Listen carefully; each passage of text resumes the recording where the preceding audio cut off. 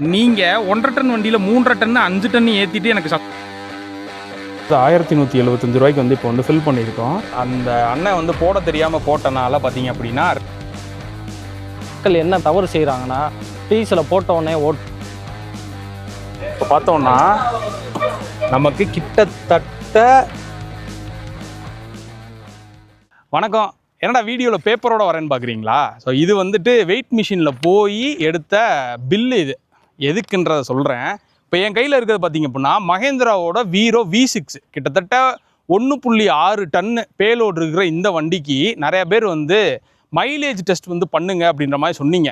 இதுக்கு மட்டும் இல்லை, நிறைய எஸ்சிவிக்கு கேட்டுட்ருக்கீங்க. ஸோ ஃபஸ்ட்டு வந்து நான் கேட்டோன்னே மகேந்திரா வந்து எனக்கு வந்து அரேஞ்ச் பண்ணி கொடுத்தாங்க. ஸோ அவங்க வண்டியில் மைலேஜ் எவ்வளோன்னு சொல்லிட்டு இந்த வீடியோவில் காமிச்சிடுறேன்.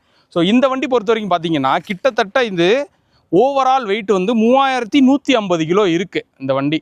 ஸோ இப்போ இந்த வண்டி எடுத்துகிட்டு இந்த ஹைவேல கிட்டத்தட்ட ஒரு 100லேருந்து 120 கிலோமீட்ரு அது வந்து ஓட்டி எவ்வளோ மைலேஜ் வந்து கிடைக்கிது, எவ்வளோ லிட்ரு பிடிக்குது அப்படின்றதையும் காமிச்சிடுறேன். இது எப்படி பண்ண போகிறேன்றதை ஒரு சின்ன ஒன்லைன் சொல்லிடுறேன். இப்போ இந்த வண்டியை எடுத்துகிட்டு போய் நம்ம ஃபியூல் ஸ்டேஷன் போய் ஃபியூல் ஃபில் பண்ணுறோம். ஃபுல் டேங்க் ஃபுல் பண்ணிவிட்டு அப்புறம் வண்டியை ஓட்டிகிட்டு வந்து திருப்பி வந்து டேங்க் ஃபுல் பண்ணுறோம். எவ்வளோ லிட்டர் வந்து பிடிக்குதோ அதுதான் மைலேஜ். அப்படி தான் நம்ம கேல்குலேட் பண்ண போகிறோம். ஸோ நிறைய பேர் இதோட மைலேஜ் வந்து அதிகமாக சொல்கிறீங்க, கம்மியாக சொல்கிறீங்க. ஸோ அதெல்லாம் தாண்டி ரியல் வேர்ல்டில் மைலேஜ் என்னன்னு சொல்லிட்டு இந்த வீடியோவில் பார்ப்போம். மறக்காமல் சேனலை ஃபாலோ பண்ணிக்கோங்க. எல்லாருக்கும் வணக்கம். நான் உங்கள் செல்வா. மெகா மிஷின் சேனலுக்கு உங்களே அன்புடன் வரவேற்கிறேன். வண்டி டிரைவ் பண்ணிட்டு இருக்கும்போது உங்களுக்கு ஒரு விஷயம் காமிக்கணும்னு நினச்சேன். ஆக்சுவலாக இப்போ வந்து வண்டி வந்து பார்த்தீங்க அப்படின்னா ஒரு 80 கிலோமீட்டர் ஸ்பீடில் போகுது. 82 போகுதா தெரியுதா? ஸோ அந்த ஸ்பீடில் போகும்போது பார்த்தீங்க அப்படின்னா இன்ஜின் நாய்ஸ் வந்து எனக்கு சுத்தமாக இல்லை. உங்களுக்கு கேட்குதா? ஸோ இந்த ரம்பிள் இருக்குல்ல, இதை தவிர பார்த்தீங்கன்னா ரோட் நாய்ஸ்ன்றது உள்ளே அவ்வளோவா வரவே இல்லை. டிரைவர் கம்ஃபர்ட் வந்து இன்னுமே நல்லா இருக்குது. இப்போ வந்து பார்த்தீங்க அப்படின்னா நான் பாரத் பல்கில் தான் இப்போ வந்து நம்ம ஃபியூல் வந்து ஃபில் பண்ண போகிறோம். ஸோ இப்போ நம்ம வீரோக்கு வந்து ஃபியூல் ஃபில் பண்ண வந்தோம்ல, ஃபியூல் ஃபில் பண்ணி முடிச்சாச்சு.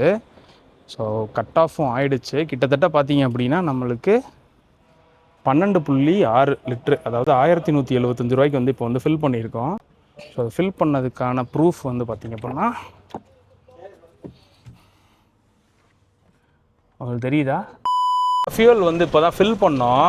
அந்த அண்ணன் வந்து போட தெரியாமல் போட்டனால பார்த்தீங்க அப்படின்னா 2 தடவை போட்டாப்புல. ஒன்று பார்த்தீங்க அப்படின்னா 12 லிட்ரு, இன்னொன்று வந்து 4.5 லிட்ரு. ஸோ ரெண்டுக்குமே வந்து தனித்தனியாக பில்லு வாங்கியாச்சு. இப்போ பார்த்தீங்கன்னா நீங்கள் டேங்க்கு ஃபுல்லில் இருக்குது. வந்து 16,336 கிலோமீட்டர் ஓடி இருக்குல்ல. மேலே வந்து இந்த ட்ரிப்பை வந்து நாங்கள் அப்படியே கம்ப்ளீட்டாக 0 பண்ணிட்டு தான் இதை வந்து ஸ்டார்ட் பண்ண போகிறோம். 0 ஆகிடுச்சா? ஸோ 0 ஆகிடுச்சு. இப்போ அடுத்து பார்த்தீங்க அப்படின்னா கம்ப்ளீட்டாக முடிச்சதுக்கப்புறம் அந்த ட்ரிப்பு வந்து உங்களுக்கு காமிக்கிறேன். கிட்டத்தட்ட பார்த்தோம் அப்படின்னா மணி இப்போ ஒரு 5 மணி 4:55 தெரியுதா? ஸோ ஃபியூல் ஃபில் பண்ணுறதுக்காண்டி வந்திருக்கோம். ஃபியூல் ஃபில் பண்ணிகிட்டு இருக்காங்க. இப்போ பார்த்தோம்னா நமக்கு கிட்டத்தட்ட ஒரு 150.3 கிலோமீட்டர் ஓடி இருக்குது. So 16,487 kilometre. ஸோ நான் பல இதை மைனஸ் பண்ணி கால்குலேட் பண்ணி சொல்கிறேன். ஸோ இப்போ எவ்வளோ வந்துட்டு டீசல் பிடிக்குது அப்படின்றத பார்த்துருமா? போதும். ஸோ ஆக்சுவலாக இப்போ வந்து டேங்க் வந்து ஃபுல் ஆகிடுச்சு. நம்மளுக்கு பார்த்தோம்னா 8.09 லிட்டர் வந்து பிடிச்சிருக்கு. அதாவது 150 கிலோமீட்டருக்கு 8.09. கொஞ்சம் இப்போ வந்து கொஞ்சம் நாய்ஸியாக இருக்கனால நான் உங்களுக்கு வந்து அந்த சைடு போயிட்டு கால்குலேஷன் சொல்கிறேன். ஸோ ஏறத்தாழ ஒரு எண்டுக்கு வந்து வந்தாச்சு. காலையில் வந்து கிட்டத்தட்ட ஒரு 11:30க்கு ஸ்டார்ட் பண்ணோம். இப்போ வந்து மணி வந்து 5:30 ஆயிடுச்சு இந்த வீடியோ முடிக்கும்போது. கிட்டத்தட்ட 150 கிலோமீட்டர் ஓட்டிட்டோம். இந்த கிலோமீட்டருக்கான மைலேஜ்னு பார்த்தோம் அப்படின்னா நம்மளுக்கு 8.09 லிட்ரு வந்து நம்மளுக்கு கிடச்சிச்சு. அது வந்து நான் வீடியோ ப்ரூஃபாகவே உங்களுக்கு போட்டுறேன். அப்போனா நம்மளுக்கு கேல்குலேட் பண்ணோம் அப்படின்னா ஒரு லிட்டருக்கு பார்த்தீங்க அப்படின்னா 18.5 கிலோமீட்டர் வந்து மைலேஜ் வந்து கிடைக்கிது. இது வந்து நான் 1.5 டன் வச்சு ஓட்டும்போது நிறைய பேர் என்ன சொல்லியிருந்தீங்க அப்படின்னா வீரோ பொறுத்த வரைக்கும் இந்த 3 சிலிண்டராக இருக்குது, அதனால் மைலேஜ் வந்து கிடைக்க மாட்டேங்குதுன்னு சொல்லியிருந்தீங்க. 1.5 டன்னுக்கு கம்பெனி சொன்ன மைலேஜ் வந்து கிடச்சிச்சு. இப்போ சப்போஸ் நீங்கள் ஒரு 2 டன் ஏற்றுறீங்க, 2.5 டன் ஏற்றுறீங்க, 3 டன் ஏற்றுறீங்க அப்படின்னா நம்ம மைலேஜ் வந்து டிராஸ்டிக்காக வந்து ட்ராப் ஆக தான் செய்யும். இன்னொன்று, நான் 1.5 டன் வச்சு ஓட்டினேன், எனக்கு வந்து மைலேஜ் கிடைக்கலன்னு சொல்கிறீங்க அப்படின்னா நீங்கள் வந்து நல்லா விரட்டி ஓட்டுறது, இல்லை அப்படின்னா கியரை வந்து நீடே இல்லாத இடத்துல சேஞ்ச் பண்ணி ஓட்டுறது, இந்த மாதிரி நிறைய விஷயம் வந்து பண்ணுறனால மைலேஜ் வந்து ட்ராப் ஆகும். பட் ஆனால் இப்போ நம்மளுக்கு ஓட்டின டிரைவர்னு பார்த்தீங்கன்னா ஓரளவுக்கு நல்ல எக்ஸ்பீரியன்ஸ் ஆனவங்க, எந்த இடத்துல கியர் சேஞ்ச் பண்ணணும், எந்த இடத்துல சேஞ்ச் பண்ண வேணாம், இல்லை எப்படி ஓட்டினா நம்மளுக்கு நல்ல மைலேஜ் எடுக்கலாம் அப்படின்றத வந்து ட்ரெயின்டான ஆள்னால நல்லாவே ஓட்டியிருந்தாங்க. ஸோ நல்ல மைலேஜ் நம்மளுக்கு கிடச்சிருந்துச்சு. இல்லை நான் இப்போ வந்து நான் 2 டன்னுக்கு மேலே போகிறேன், 2.5 டன் போகிறேன், எனக்கு வந்து கிடைக்க மாட்டேங்குதுன்னா நீங்கள் தாராளமாக பிக்கப் எடுத்துடலாம். ஸோ அது வந்து உங்களுக்கு 1.7 டன்னில் இருந்தே உங்களுக்கு ஸ்டார்ட் ஆகுது. ஸோ உங்களுக்கு ஏறத்தாழ ஓரளவுக்கு நல்ல ஒரு மைலேஜ் கிடைக்கும், நல்ல புல்லிங் பவர் இருக்கும், அட் த சேம் டைம் கம்ஃபர்டபுளாக இருக்கும் அந்த வண்டி. ஸோ வீரோ பொறுத்த வரைக்கும் பார்த்தோம் அப்படின்னா உங்களுக்கு லோடு வண்டி மாதிரி இருக்காது. டிரைவருக்கு தேவையான ஃப்ரண்ட் ப்ரொடெக்ஷன்லேருந்து ஏர் பேக்லேருந்து ஒரு சொஃபஸ்டிகேஷனான ஒரு கேபினை வந்து மஹேந்திரா வந்து கொடுத்துருக்காங்க. ஸோ இது வந்து ரொம்ப கம்ஃபர்டபுளான வண்டி. அந்த லெவலில் பார்த்தோம் அப்படின்னா எனக்கு பொறுத்த வரைக்கும் வீரோ வந்து ஓகே, நல்லாவும் இருக்குது. ஸோ நான் இந்த வண்டியை ஓட்டும்போது பக்கத்தில் உட்காந்து அந்த அண்ணன் என்னென்னலாம் பண்ணுறாங்க, ஸோ எங்கெங்கெல்லாம் கியர் சேஞ்ச் பண்ணுறாங்க, எப்படி இவ்வளோ மைலேஜ் எடுத்தோம், இந்த மாதிரி நிறைய விஷயத்த வாட்ச் பண்ணேன். ஸோ அதை ஓட்டினவங்க பேசியாகணும்ல. ஸோ அவங்ககிட்டயும் 2-3 கொஸ்டின்ஸ் நான் வந்து கேட்குறேன். ஸோ நீங்களும் தெரிஞ்சுக்கோங்க எந்த மாதிரி அவங்க டிரைவ் பண்ணி இந்த மாதிரி 18.5 வந்து மைலேஜ் எடுத்திருக்காங்கன்னு சொல்லிட்டு. அண்ணா உங்கள் பேர், எத்தனை வருஷமாக வந்து டிரைவராக இருக்கீங்க? என் பேர் ஜான் ரிட்டோனே, நான் 8 வருஷமாக ஓட்டுறேன். ஸோ இந்த வண்டியில் எவ்வளோ மைலேஜ் கிடச்சிச்சு, எப்படி அதை வந்து அட்டைன் பண்ண வச்சிங்க? நீங்களே பார்த்தீங்க, நம்ம காலைல எடுத்தோம் 11 மணிக்கு.